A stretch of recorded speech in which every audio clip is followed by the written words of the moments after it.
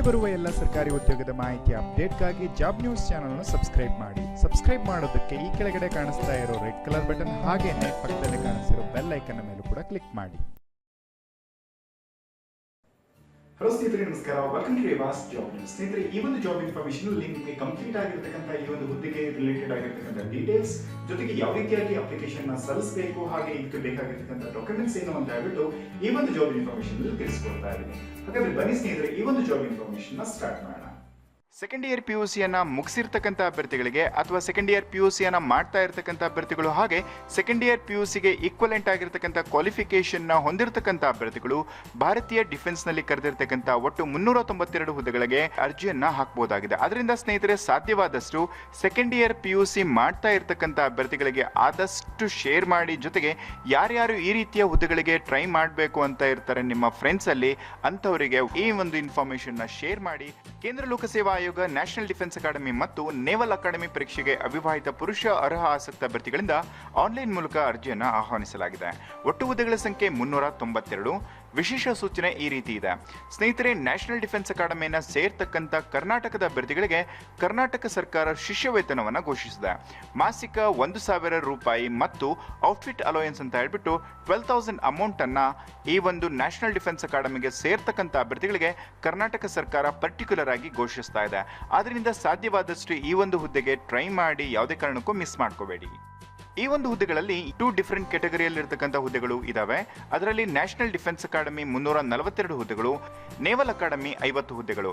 ಇದರಲ್ಲಿ national defence ಅಕಾಡೆಮಿಗೆ second year PUCನ ಓದಿರತಕ್ಕಂಥ ಸೈನ್ಸ್, ಕಾಮರ್ಸ್, ಆರ್ಟ್ಸ್ ನ ಅಭ್ಯರ್ಥಿಗಳು ಕೂಡ ಅರ್ಜಿಯನ್ನು ಸಲ್ಲಿಸಬಹುದು. ಹಾಗೆ ಇತರೆ ಅಭ್ಯರ್ಥಿಗಳು ಕೂಡ ಈ ಒಂದು ಹುದ್ದೆಗೆ ಅರ್ಜಿಯನ್ನು ಸಲ್ಲಿಸಬಹುದು.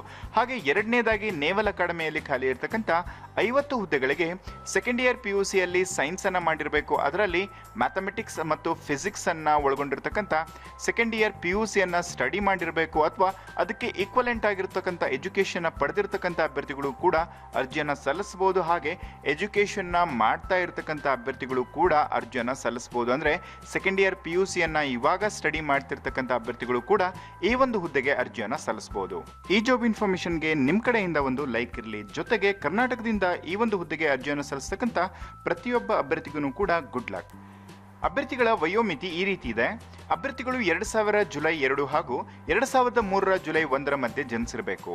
ಅರ್ಜಿ ಶುಲ್ಕ ಈ ರೀತಿ ಇದೆ. ಸಾಮಾನ್ಯ ಮತ್ತು OBC ವರ್ಗದ ಅಭ್ಯರ್ಥಿಗಳಿಗೆ 100 ರೂಪಾಯಿ ಅರ್ಜಿ ಶುಲ್ಕ ಹಾಗೂ SC ST ಹಾಗೂ ಜೂನಿಯರ್ ಕಮಿಷನರ್ಡ್, ನಾನ್ ಕಮಿಷನರ್ಡ್ ಆಫೀಸರ್ ಮಕ್ಕಳಿಗೆ ಅರ್ಜಿ ಶುಲ್ಕದಿಂದ ವಿನಾಯಿತಿಯನ್ನು ನೀಡಲಾಗಿದೆ.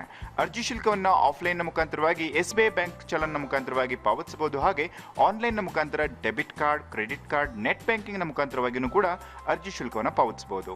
ಹಾಗೆ ಹುದ್ದೆಗಳಿಗೆ ಆಯ್ಕೆ ವಿಧಾನವನ್ನು ನೋಡೋದಾದ್ರೆ ಇದರಲ್ಲಿ ದೇಹದಾಢ್ಯತ ಪರೀಕ್ಷೆ, ಕಂಪ್ಯೂಟರ್ ಆಧಾರಿತ ಲಿಖಿತ ಪರೀಕ್ಷೆ ಹಾಗೂ ವೈದ್ಯಕೀಯ ಪರೀಕ್ಷೆ ಮತ್ತು ಮೂಲ ದಾಖಲೆಗಳ ಪರಿಶೀಲನೆ ಮುಖಾಂತರವಾಗಿ ಅರ್ಹ ಅಭ್ಯರ್ಥಿಗಳನ್ನು ಆಯ್ಕೆಯನ್ನ ಮಾಡಿಕೊಳ್ಳಲಾಗುತ್ತೆ. ಕರ್ನಾಟಕದ ಅಭ್ಯರ್ಥಿಗಳಿಗೆ ಪರೀಕ್ಷಾ ಕೇಂದ್ರ ಬೆಂಗಳೂರು ಮತ್ತು ಧಾರವಾಡ ಆಗಿರೋದ್ರಿಂದ ಈಸಿಯಾಗಿ ನೀವು ಈ ಒಂದು ಪ್ಲೇಸ್ಗಳಿಗೆ ಟ್ರಾವೆಲ್ ಮಾಡಬಹುದು. ಕಂಪ್ಯೂಟರ್ ಆಧಾರಿತ ಪರೀಕ್ಷೆ ಹೀಗಿರುತ್ತೆ. ಆಬ್ಜೆಕ್ಟಿವ್ ಮಾದರಿಯ ಪ್ರಶ್ನೆಗಳಿದ್ದು ಗಣಿತ 300 ಅಂಕಗಳು ಹಾಗೂ ಸಾಮಾನ್ಯ ಸಾಮರ್ಥ್ಯ ಪರೀಕ್ಷೆ 600 ಅಂಕಗಳು. ಒಟ್ಟು 900 ಅಂಕಗಳಿಗೆ ಈ ಒಂದು ಪರೀಕ್ಷೆಯನ್ನು ನಡೆಸಲಾಗುತ್ತೆ. ಒಟ್ಟು 1.5 ಗಂಟೆ ಕಾಲಾವಕಾಶವನ್ನು ಗಣಿತಕ್ಕೆ ಹಾಗೂ 1.5 ಗಂಟೆ ಕಾಲಾವಕಾಶವನ್ನ ಸಾಮಾನ್ಯ ಸಾಮರ್ಥ್ಯ ಪರೀಕ್ಷೆಗೆ ನೀಡಲಾಗುತ್ತೆ. ತದನಂತರವಾಗಿ ಈ 2 ಪರೀಕ್ಷೆಯಲ್ಲಿ ಆಯ್ಕೆಯಾಗಿರತಕ್ಕಂಥ ಅಭ್ಯರ್ಥಿಗಳಿಗೆ ಸಂದರ್ಶನವನ್ನು ನಡೆಸಲಾಗುತ್ತೆ. ಈ ಸಂದರ್ಶನದಲ್ಲಿ ಒಟ್ಟು 900 ಅಂಕಗಳನ್ನ ನೀಡಿರ್ತಾರೆ. ಓವರ್ ಆಲ್ ಹೇಳೋದಾದ್ರೆ ಒಟ್ಟು 1800 ಮಾರ್ಕ್ಸ್ಗಳಿಗೆ ಎಷ್ಟು ಅಂಕಗಳನ್ನು ಪಡಿತೀರಾ ಅನ್ನೋದರ ಮೇಲೆ ಅರ್ಹ ಅಭ್ಯರ್ಥಿಗಳನ್ನ ಆಯ್ಕೆಯನ್ನ ಮಾಡಿಕೊಳ್ಳಲಾಗುತ್ತೆ. ಪ್ರತಿ ತಪ್ಪು ಉತ್ತರಕ್ಕೆ 0.33 ನೆಗೆಟಿವ್ ಅಂಕಗಳಿದ್ದು ಇದರಿಂದ ಸಾಧ್ಯವಾದಷ್ಟು ಕರೆಕ್ಟ್ ಆಗಿರ್ತಕ್ಕಂಥ ಆನ್ಸರ್ಸ್ಗಳಿಗೆನೆ ನೀವು ಟಿಕ್ ಮಾಡಿ. ಅರ್ಜಿಯನ್ನು ಸಲ್ಲಿಸೋದಕ್ಕೆ ಸಂಬಂಧಪಟ್ಟಿರತಕ್ಕಂಥ ಪ್ರಮುಖ ದಿನಾಂಕಗಳು ಈ ರೀತಿ ಇದೆ. ಅರ್ಜಿ ಸಲ್ಲಿಸಲು ನಿಗದಿಪಡಿಸಿದ ಕೊನೆಯ ದಿನಾಂಕ 4/2/2019. ಆನ್ಲೈನ್ ಅರ್ಜಿ ಹಿಂಪಡೆಯಲು ಕೊನೆಯ ದಿನಾಂಕ 8/2/2019. ಒಂದ್ ವೇಳೆ ನೀವೇನಾದ್ರು ಅರ್ಜಿ ಸಲ್ಲಿಸ್ತೀರಾ, ನನಗೆ ಈ ಒಂದು ಹುದ್ದೆಗೆ ಇವಾಗ ಅರ್ಜಿಯನ್ನು ಸಲ್ಲಿಸೋದು ಬೇಡ ಅಂತಿದ್ರೆ ನೀವು ಆ ಅರ್ಜಿಯನ್ನು ಹಿಂಪಡೆಯಲು ಕೂಡ ಬಹುದು. ಪರೀಕ್ಷಾ ದಿನಾಂಕ 21/4/2019. ಹೆಚ್ಚಿನ ಮಾಹಿತಿಗಾಗಿ ವೆಬ್ಸೈಟ್ ವಿಳಾಸ www.upsconline.nic.in ಗೆ ಲಾಗಿನ್ ಆಗಿ. ಸ್ನೇಹಿತರೆ, ವೆಬ್ಸೈಟ್ ಲಿಂಕ್ ಹಾಗೆ ಅಪ್ಲಿಕೇಶನ್ ಲಿಂಕ್ ಅನ್ನ ಡಿಸ್ಕ್ರಿಪ್ಷನ್ ಬಾಕ್ಸ್ ನಲ್ಲಿ ನೀಡಲಾಗಿದೆ. ಆ ಒಂದು ಲಿಂಕ್ ನ ಮೇಲೆ ಕ್ಲಿಕ್ ಮಾಡಿ ನೇರವಾಗಿ ವೆಬ್ಸೈಟ್ ಅನ್ನ ತಲುಪಬಹುದು. ಮತ್ತೆ ಮುಂದಿನ ಹೊಸ ಜಾಬ್ ಅಪ್ಡೇಟ್ ನೊಂದಿಗೆ ಮತ್ತೆ ಸಿಗೋಣ. Until then have a good day. By.